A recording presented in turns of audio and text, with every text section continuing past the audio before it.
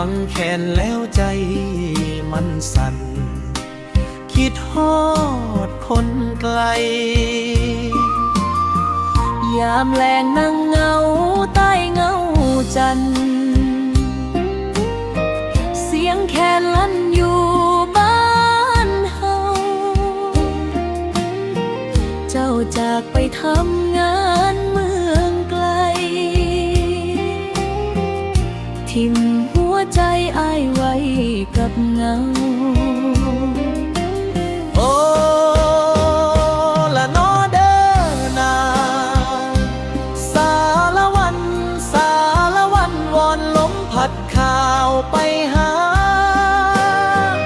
บอกกับน้องว่าอ้ายยังคอยถึงอยู่ไกลใจบ่หนีไปใส่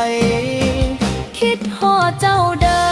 คิดฮอดหลายสารวันมันพาใจอ้ายลอยเสียงแค้นดังยังบ่มือวันคือเก่าย้อนบ่มีเจ้ามาฟ้อนนำอายคิดฮอดเด้อคำแพงคนดี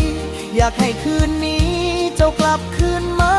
สิจับมือฟ้อนนำกันอีกเทื่อใต้แสงดาวบ้านเฮาทุ่งนาเก่ายังท่าคนเดิมลมพัดเติมความเหงาเข้ามาหอยยิ้มเจ้าที่เคยให้กันยังฝังในใจบอกเคยลืมลา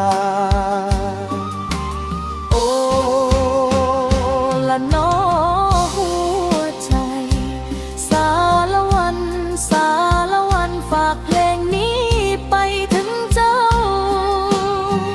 ถึงสิบบ่ได้อยู่เคียงข้างกายแต่หัวใจอ้ายยังอยู่กับเจ้า